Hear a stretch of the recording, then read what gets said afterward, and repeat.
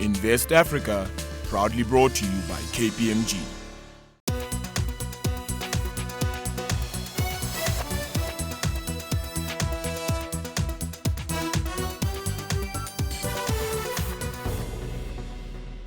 Hello and welcome to Invest Africa. I'm Nozi Pombanjwa. Now, intellectual property rights play a critical role in attracting foreign investment into Africa and other markets. And of course, this is to ensure that businesses have adequate protection in the markets that they operate in. Yet, the continent's enforcement laws and archaic registration systems are often seen as simply ineffective.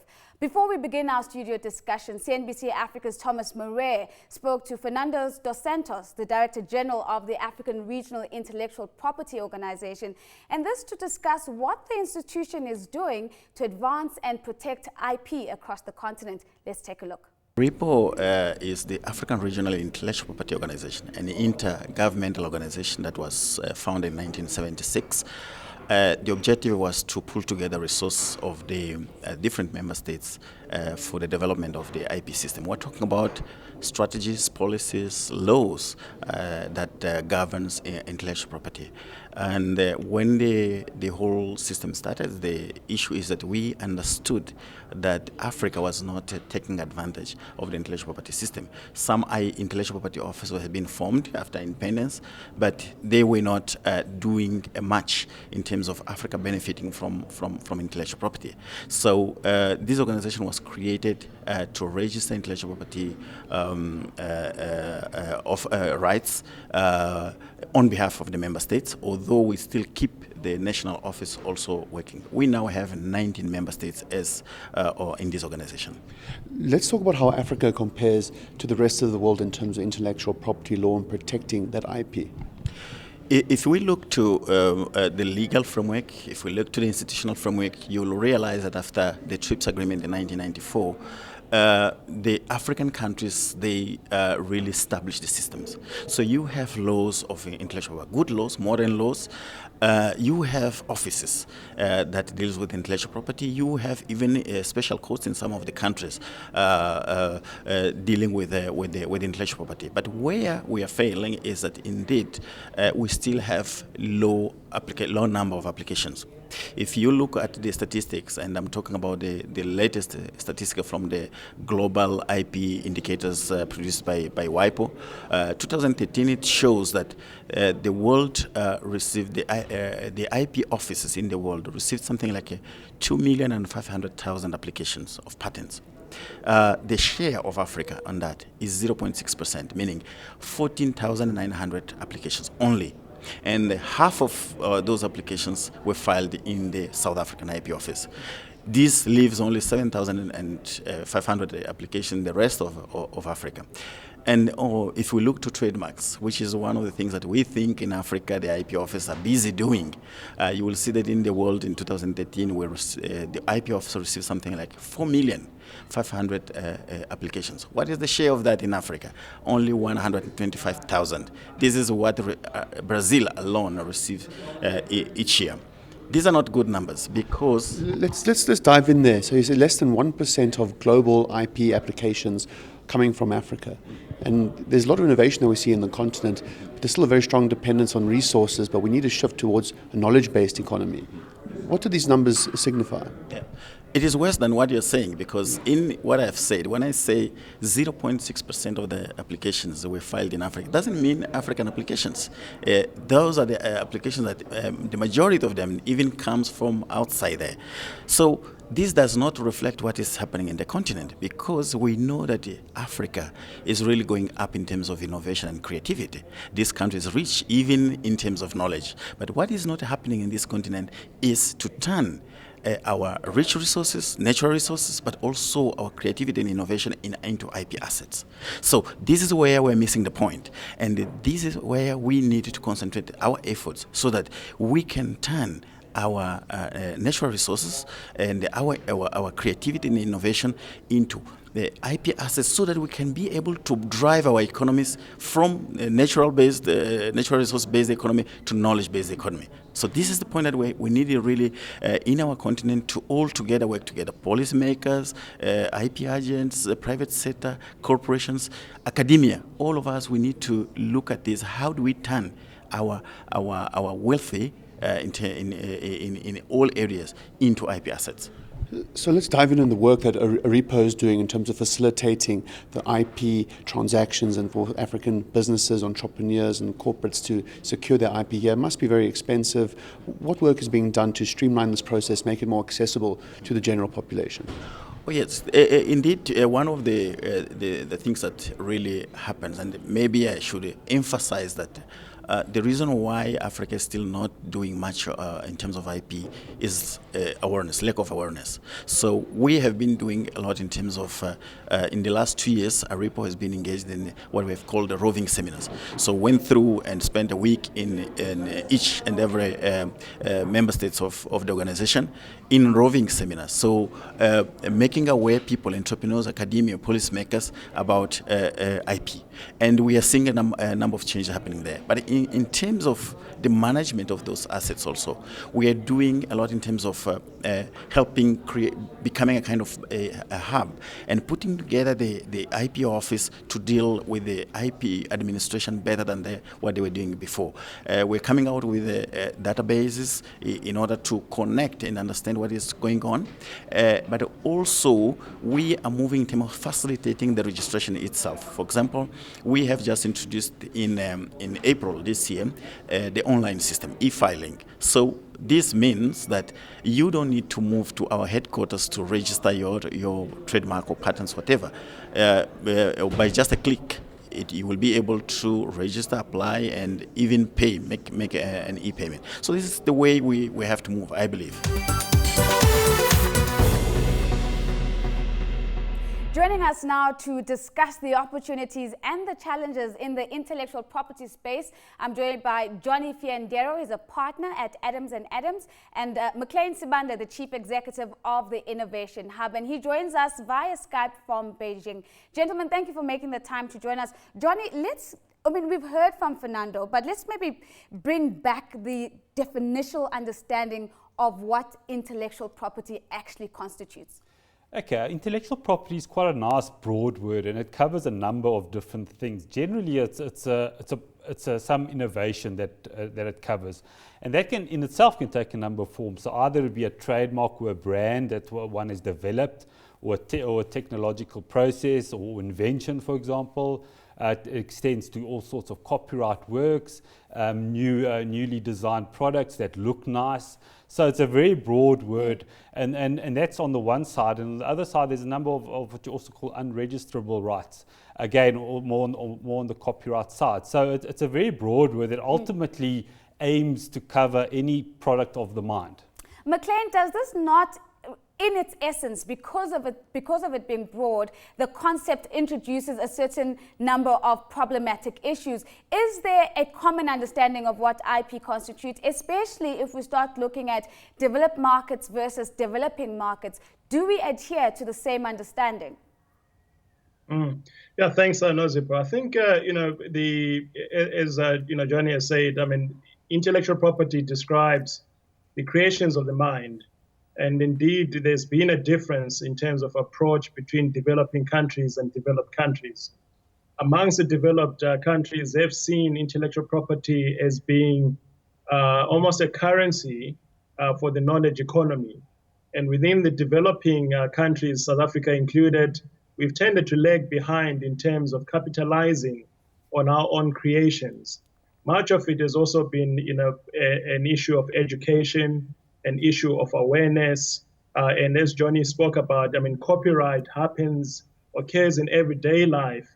Musicians create copyrighted works, artists create copyrighted works, but in terms of actually monetizing that within the developing world, we've not been able to do so.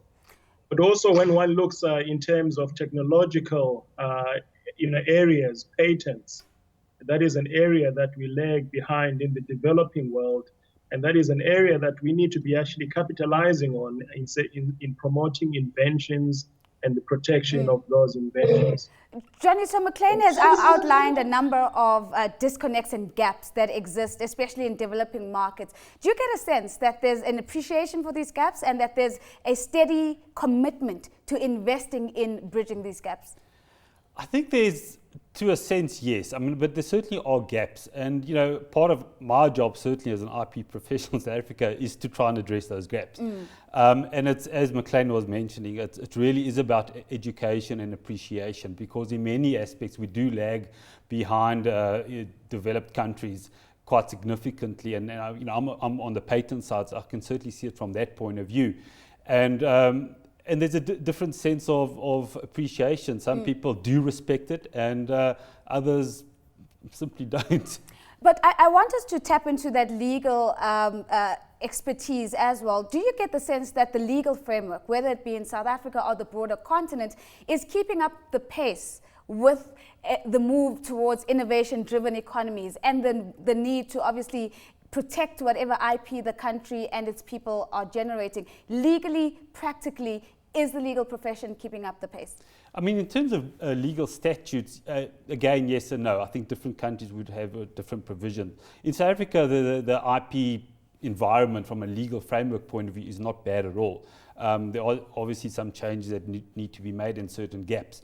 Sort of back into Africa, for example, again, there are big gaps in terms of what works well and what doesn't work well. A lot of these registries in African countries are still very much paper-based, for example, so it's very archaic in that sense. That doesn't mean to say that it can't be done or doesn't work, but certainly are challenges in sort of protecting one's IP into Africa. McLean, I want us to just spend a little bit of time on the practicality of having innovation-driven economies and a big support and appreciation for intellectual property in African markets in particular. What are some of the key things that become a hindrance or a backlog on the ground when it comes to actually operationalizing the protection of intellectual property?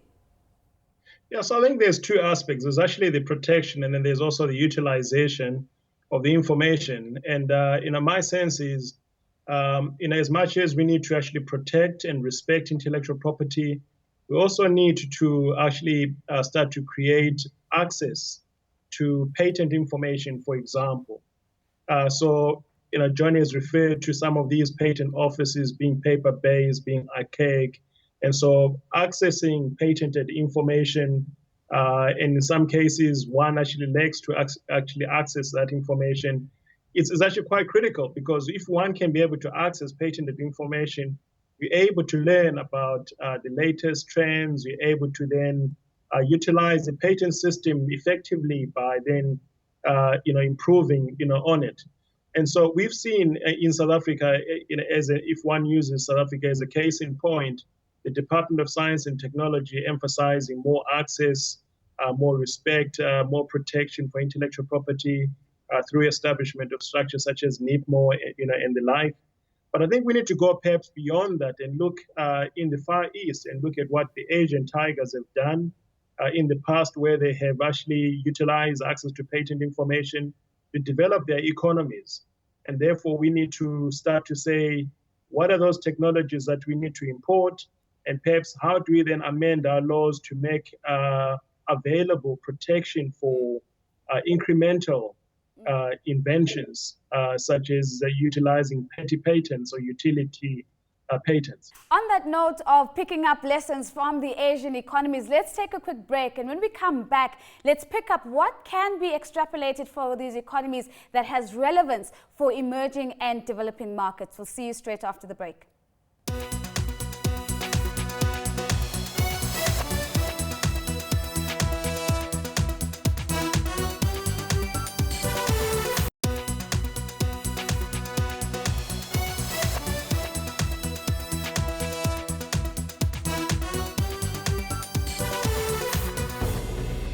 Welcome back to Invest Africa, and still with me in studio is Johnny Fiandeiro. He's a partner at Adams & Adams, and joining us via Skype from Beijing is McLean Sibanda. He is the Chief Executive of the Innovation Hub. Now, before we went to break, McLean, you were highlighting some of the key insights that could be extrapolated from the Asian economies and perhaps brought into the African context. But surely we can't necessarily do this in a cookie-cutter approach. What are some of the challenges that you think we're likely to still contend with on the ground in an African context? So I think some of the challenges, one, there's an issue of cost in terms of utilizing intellectual property and also protecting it. There's also the education system, and we need to upgrade our education system. And if one looks at the Asian tigers, Korea being a case in point, they emphasized education together with intellectual property over a period of time. And then the last thing is perhaps access to markets. That is quite critical as well. Let's get into the cost bit a little bit more, Johnny, because one would think that if this is a policy priority and there's an appetite for investment, why is cost still a barrier when it comes to intellectual property in the African market? Well, I don't really know. Certainly from a local context, for example, if we are to protect innovation, the point is that it's a highly skilled work. I mean, with a lot of work that has to go into properly embodying and describing an invention, for example. Into Africa, for example, I think those skills are just quite short, to be honest. And I think at the moment they would either typically outsource or just because they don't quite know how to manage it, they do the best they can, and for some reason tend to charge a premium. But just to stay on this issue, if we take a look at the cost and we put that aside, and we take a look at education and we put that aside, are there any other structural adjustments, especially if we look at the South African context, that you think if we made these structural adjustments, we could be well on our way to accelerating the creation of a knowledge-based economy, accelerating the creation of an innovation-based economy, just for South Africa? Well, I think in the South African context, for example, on the patent side, we are not an examining country, for example, and therefore the patents aren't examined substantively as to whether they're of any use or whether they're valid, in fact. They largely just get lodged and proceed to grant. And now there are moves afoot to, in fact, change that over the next few years. So searchers and examiners are being trained up, and we will then have an examination system on the patent side. And that I mean, we're almost the only country in the world that doesn't do substantive examination. So I think that would move us quite a bit up the ranks in terms of, well, we're now on par, and now while a South African market for a South African patent that's been examined and granted is significantly more value. Yes, it might come at a cost, but it would have a certain higher value, I would say. McLean, so examination is one of the levers that Johnny has identified. You made mention earlier of amendment of certain laws. Are there particular laws that we can identify that we can say this right now is a hindrance to the development of a market that appreciates intellectual property in South Africa? And if we change this particular law, we might actually accelerate the journey a little bit more. Yeah. So, perhaps if we stay with the Patents Act, one of the things that South Africa is a member of the WTO, and in terms of the TRIPS agreement, there's certain flexibilities that we can be able to incorporate into our law. And these would include certain exceptions like the research exception. I would also perhaps push further to say perhaps we need to introduce a utility patent system. And I think the other thing is invention on its own or intellectual property on its own will not really provide the value. I think we need to link up in this with entrepreneurship. And when one talks about entrepreneurship plus the intellectual property, we then move to commercialization and then accessing to markets. And I think within the South African context, we also perhaps need to start to look at procurement. For example, government invests significantly in terms of innovation. How do we then get government to procure much more easily from people that have been supported by government? And therefore we start to make it practical in terms of how do we then move ideas from being ideas through to prototypes and then eventually to something that is useful to society. McLean, staying with some of the African examples, when you start talking about innovation and entrepreneurship, the East African part of the continent comes to mind, in particular some of the work around Silicon Savannah. Where are the leaders in the market on the African continent when it comes to innovation and entrepreneurship? And what is it that you think is the magic sauce that other markets need to latch onto if we're really going to scale innovation and entrepreneurship on the continent? Yeah. So, I mean, Kenya is actually doing, very well. East Africa is doing pretty well. Kenya, Tanzania, we're seeing Ethiopia as well. And Nigeria on the west is actually doing pretty well. South Africa is doing, very well, but we're not actually talking a lot about what we're doing. Rwanda is doing well. Part of it is driven by also the ICT policy, the bandwidth access policy in Kenya is really driven much of that particular activity. And perhaps from a South Africa point of view, where we need to be doing more is on the ICT side, the bandwidth, but we've actually got a much broader, I believe, innovation system. We've got the right kind of, institutions as well. And perhaps what we should be learning is from initiatives such as the Innovation Prize for Africa, run by the African Innovation Foundation, where we need to be celebrating the various successes and the various entrepreneurs that we see within the African continent. There is a lot of innovation in Africa, despite the challenges, that are out there. What about indigenous knowledge systems? Does that and innovation fit in one sentence, especially in the African continent? Or has innovation and intellectual property as a key driver of innovation sort of been locked outside of indigenous knowledge systems on the continent? I certainly think indigenous knowledge obviously has a role to play. I mean, one can't just ignore it, and there's a wealth of knowledge there. I think the question there is, how does one protect it, if it's protectable, and how does one then commercialize it? Now, I think that there are measures in place already in some of our legislation to address that, to address the commercialization of that indigenous knowledge. It's a challenge in the sense, of course, that, I mean, at the end of the day, this is knowledge within a particular community, for example. And I think to say, well, come give us all this information and knowledge, let us record it, I think it's going to be met with skepticism, I suspect, and no doubt that it would. And I've no doubt that those concerns would pervade throughout the continent. So I think it certainly has a role to play in a side-by-side relationship, I would say. I'm not sure whether one could properly interlink the two, to be honest. It's a matter of dealing with the sensitivities about recordal and exploitation. Maybe let's quickly shift as we begin to wrap to creative industries and in particular here around intellectual property and creative industries. McLean mentioned it at the beginning.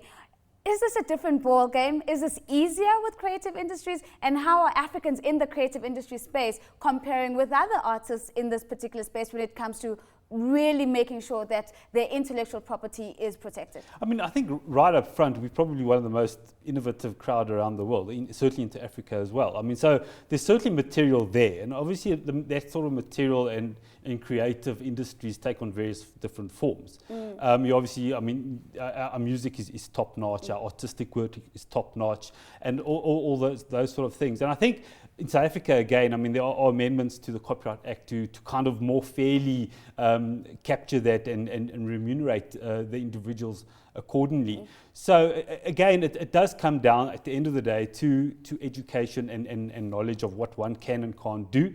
And the skills, as McLean was saying, or the conduits to push that into the market with a view to commercializing.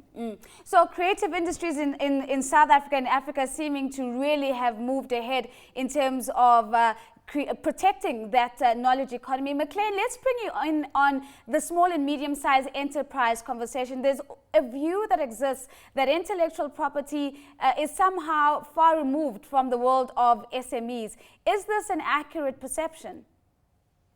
Well, it's not really an accurate perception. I think some of the barriers have prevented SMEs from utilizing intellectual property. If one looks at the incubation programs that we run within the Innovation Hub, there's a lot of emphasis that we've started to place on intellectual property.